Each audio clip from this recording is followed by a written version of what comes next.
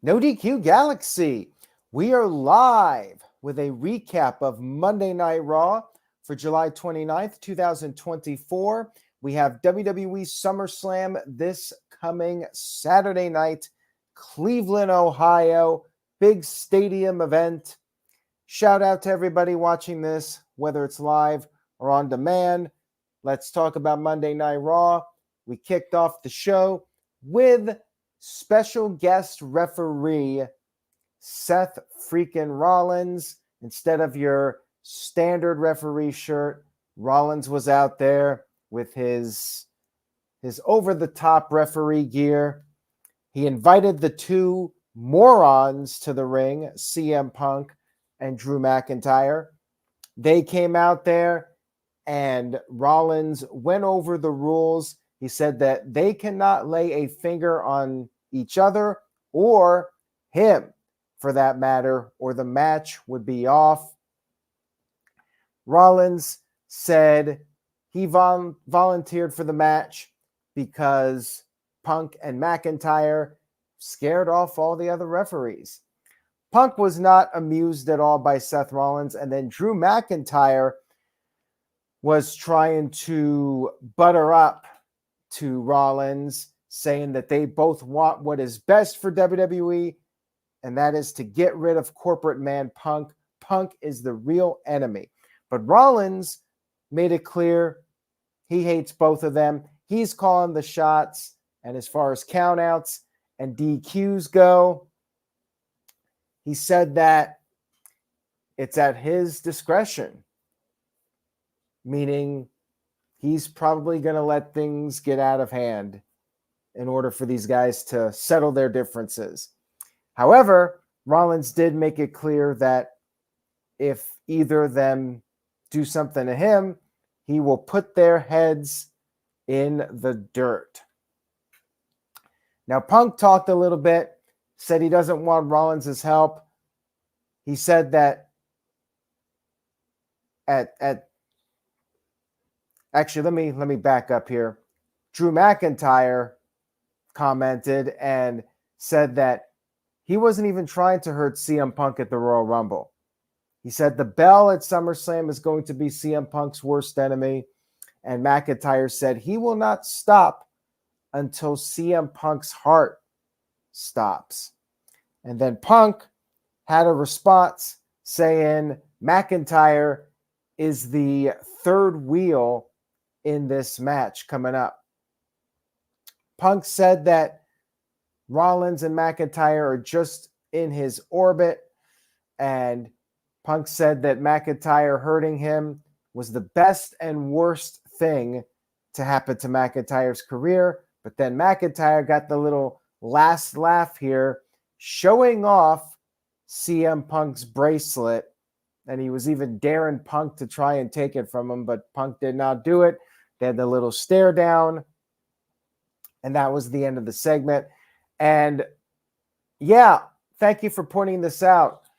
On commentary, Michael Cole indirectly brought it up. He said that on social media, Drew McIntyre has been bringing up CM Punk's past. He did not say it was a photo of Jack Perry, did not say Jack Perry's name or anything like that. Only that McIntyre has been messing around and pushing CM Punk's buttons, bringing up Punk's past on social media. So what happens at SummerSlam? We'll see. I thought it was a good opening segment with these three guys to set up the match, final build for SummerSlam. To me, this is the most intriguing match of the card, followed by Rhea Ripley versus Liv Morgan. And now we'll transition to that. So somebody, presumably Liv Morgan, damaged the Judgment Day clubhouse. And then they had to have a little pep talk, wanting to figure out how to handle all their foes. We then had our first match of the evening, Otis and Tozawa versus the Creed brothers. You had Chad Gable out there. Now, interestingly enough, Michael Cole mentioned the Creed brothers competing at Bloodsport. That's something you would not hear under the Vince McMahon regime of WWE, that's for sure. You had the Creeds dominating Tozawa early on, but then Tozawa used his speed. He went for a senton, but Brutus pulled Julius to safety. Creeds got the upper hand for a while, but then Otis got the hot tag, did the caterpillar, but then Chad Gable interfered. He got on the apron, and then the Creeds, they double teamed Otis, giving him an avalanche back suplex, and then they scored the 1-2-3 victory. I liked the finish. I thought it looked good. Solid match here with these guys, building up the Creed brothers. And then we had the post-match, which was when Chad Gable continued the attack on Otis.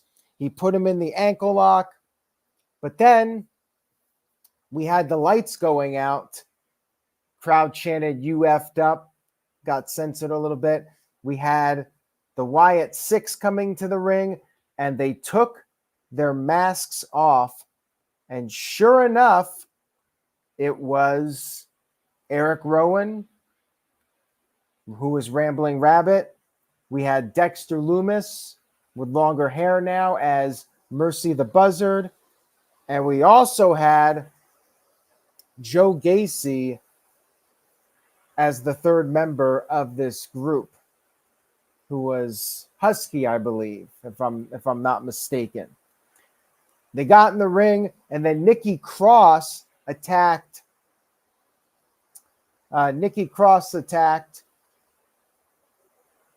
Maxine Dupree, and then the Wyatt Sicks laid out Chad Gable and the Creeds. Gable escaped to the outside, but then you had Uncle Howdy sneaking up by the stage, by the entranceway, and Chad Gable had to run away to the side to get away from Uncle Howdy. Pretty cool segment here, and backstage, Chad Gable did talk to Adam Pearce, and Chad Gable demanded a 6-man tag team match. Oh, Nikki Cross attacked Chad Gable, not Maxine. I screwed that up. Thank you, Michael Wayne, for pointing out my mistakes. I appreciate it. And next week, it will be Chad Gable and the Creeds going up against the Wyatt Sicks. Now, Carlito was told to go take care of Sami Zayn and have a match made. So Carlito went and had a match made, but he made Dominic versus Sami Zayn. So Dominic said instead Carlito will take care of Jey Uso. Carlito's plan didn't exactly work out for him. We had Sheamus versus Bronson Reed. Sheamus came off the top rope to the outside with a clothesline, but then Reed dumped Sheamus on the announce table. Sheamus still has his awful music, by the way. So I guess all of our messages to Triple H, they were ignored, or maybe he considered it and said, nah, we're going to keep using the Def Rebel song. But anyways, after the commercial break, Reed hit a Death Valley driver. Sheamus kicked out of it, so Reed went to the top, but Sheamus caught him, gave him an avalanche white noise, then did 16 beats, and Sheamus was going to go for the bro kick, but then Pete Dunne, while the referee was checking on Reed, Pete Dunne hit Sheamus with a shillelagh, and then it was easy pickings for Reed. Reed came off the top with the tsunami and got the 1-2-3 victory. Pretty standard. We had a Damian Priest video package. He talked about how he's not street trash, but rather he's a Puerto Rican badass. Gunther's an asshole. And Priest said that he is willing to die for everything that he has. Almost sounds a little bit like that Tony Storm promo from last week's Dynamite. But it was a good segment. And then we had Jey Uso versus Carlito. Carlito got the early upper hand. He sent Jay into the ring post. Then it went back and forth a bit after the break. Carlito got a little bit too arrogant. He took his apple. He started to eat it, but then Jey Uso took advantage, hit him with the spear. Carlito spit out the apple to sell the spear, and then Jay got the 1-2-3 victory. Jay ate the apple after the match for good measure. It was fun. It was entertaining for what it was. We had a Braun Breaker video package, and he said that he thought he was fighting a stand-up comic, and they even showed the Sami Zayn comedy shows on the screen. Braun Breaker, though, admitted he made a rookie mistake, and since Sami Zayn is preparing for life after WWE with the comedy shows, that's going to be his downfall. Breaker said he's training like a dog, and it's going to be a different outcome at SummerSlam, which we'll see if that happens. We'll talk more about that when we do our predictions. Coming up on the No DQ YouTube channel, 7 p.m. Eastern, 4 p.m. Pacific, Tuesday, we'll be doing our predictions for WWE SummerSlam. And yes, I agree with Walter. Carlito is another one that needs to have his old music back. That new song just absolutely sucks, as The Rock might say. We had a Zelina Vega promo backstage, but she was confronted by Team Sonya Deville and the Deville Advocates. I'm not sure what they're called at this point, but Shayna Baszler, Zoey Stark, Sonya, they triple teamed Zelina, and Shayna kicked Zelina right in the arm. More on Sonya in just a few moments here.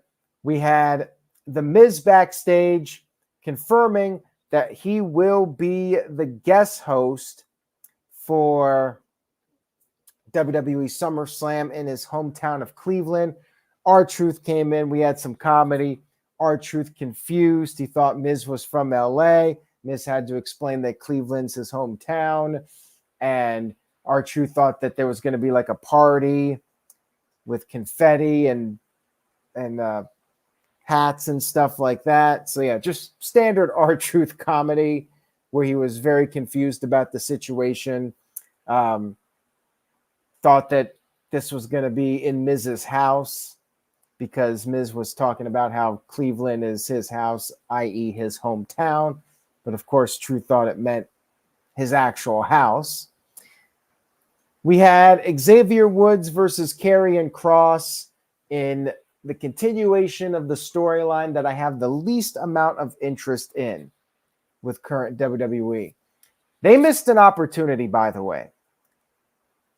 Kross is no longer this big, scary dude. You know, he's cutting promos now. He mentioned that Kofi Kingston re-injured his shoulder and questioned that, wondered if Kofi didn't want to show up to St. Paul, Minnesota, and made fun of Kofi. He said that Kofi should have retired after losing the WWE title in 6 seconds. He once again wanted Xavier to join Final Testament. And of course, Xavier was mad about this, and he attacked Kross, and that set up our match. I wanted to mention the missed opportunity. Jesse the Body Ventura was at this episode of Monday Night Raw. It was in Minnesota, St. Paul. But no interaction with Kross. Karrion Kross, for those of you that don't know, he does a great impression of Jesse Ventura. How do you not capitalize on that? How do we not get Karrion Kross and Jesse Ventura in a backstage segment? That would have been better than this, in my opinion. So anyways, they had a match, very standard. You had trash talking. Karrion Kross was calling Xavier the worst King of the Ring winner. Xavier was fighting back, but then we had the outside interference from the AOPP, and Xavier fought them off and then went up top, went for the big elbow, but Kross moved out of the way, and Kross got the win with the final prayer, which is like the F5. Still do not care about this whatsoever. Sami Zayn was backstage and he talked about Braun Breaker, said that like Braun Breaker, Sami Zayn has a different attitude for this rematch. And all he's focused on, before it was just about teaching a lesson to a rookie, but now he just wants to beat Braun Breaker's ass. We had a Liv Morgan video package. She was burning her memories with Dominic Mysterio. She said she's going to make their lives a living hell, and she will complete the Liv Morgan Revenge Tour at SummerSlam. We then had Sami Zayn versus Dominic. Solid match. Dominic countered the Blue Thunder Bomb with the Three Amigos.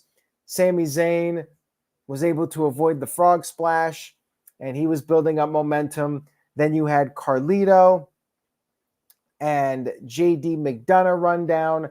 Sami Zayn was in trouble again, but he countered the 619. He hit the Blue Thunder Bomb, but then Carlito and JD ran in for the DQ. And I'm thinking the Blue Thunder Bomb has a very low success rate.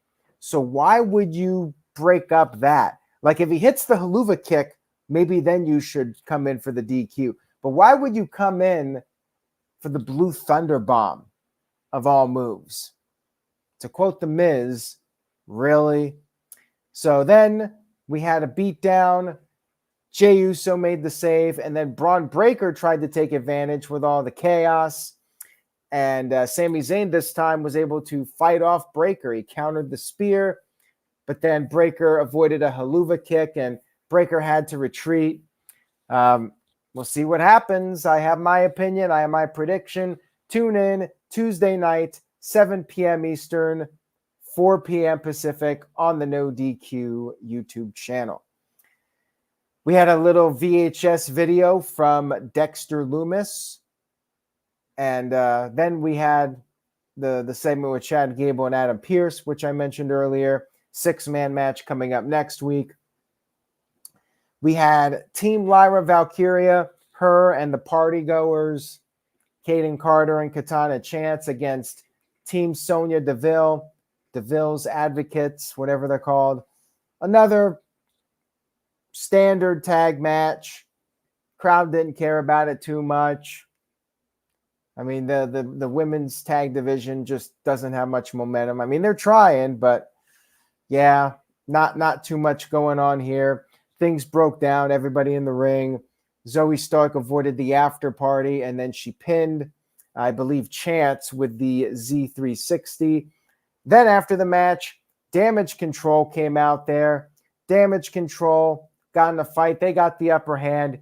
Io came off the top with the moonsault to the outside onto all three of Sonya's people. And then backstage, Damage Control cut a promo. They want to restore order. And Dakota Kai challenged Sonya to a match, said she's going to cut the head off of the snake. We had a Rhea Ripley video package promo. She said Liv's revenge tour is just a fantasy.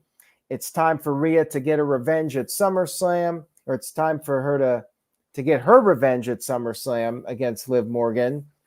And I don't know if that's going to happen or not. But again, you guys want my opinion and prediction? Stay tuned for the No DQ predictions video. We had a Gunther empty arena promo, and he talked about how he exposed Damian Priest as an emotional wannabe. Then he turned his attention to Finn Bálor, his opponent in the Raw main event. He said that Bálor was destined for more greater things, but then became street trash, just like the rest of Judgment Day. And then Judgment Day had a little pep talk for Finn Bálor, and they offered to help him, but Bálor said that he needs to step up and get it done on his own. We had our main event, Finn Bálor versus Gunther, which, I mean, we know damn well Gunther's not losing here on the eve of SummerSlam. So it was a little anticlimactic, in my opinion, but it was a good match. Bálor chopped Gunther, which was a mistake. It's just like headbutting a Samoan. You just don't do it. Gunther got very angry. Gunther dominated for a good part of the time. And then later in the match, after a bit of struggle, Finn Bálor made a comeback. However, Gunther avoided the coup de grace, applied a sleeper, and the sleeper was actually the finish. Finn Bálor passed out. Gunther kept it on, and then Damian Priest ran down, made the save. There was a huge brawl, and Damian Priest had the upper hand on Gunther as Raw went off the air. So seems like Judgment Day, they need a shakeup here, and it's going to be very interesting to see what happens. All in all, I thought Raw was okay, but it struggled to hold my attention.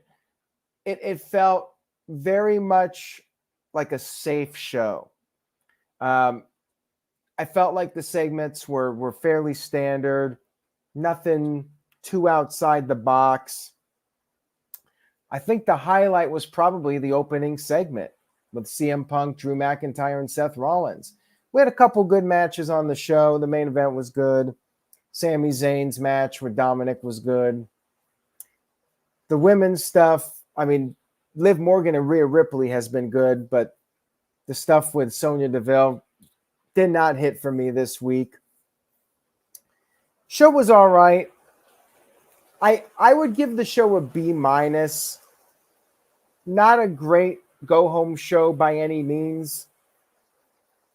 Entertaining show at times, but it didn't really do much to get me more excited for SummerSlam than I already was. I do feel like, for the most part, this was a skippable Raw. Like, you didn't really need to watch this Raw. There were no significant angles or really great match or anything.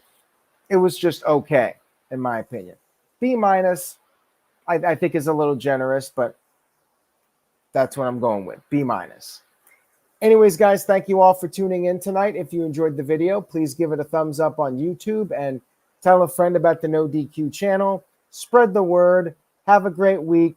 We're on the final countdown to SummerSlam. And again, Tuesday night, 7 p.m. Eastern, 4 p.m. Pacific, we'll be doing SummerSlam predictions. Take care, everybody. Say yes to No DQ, and I will see you all next time.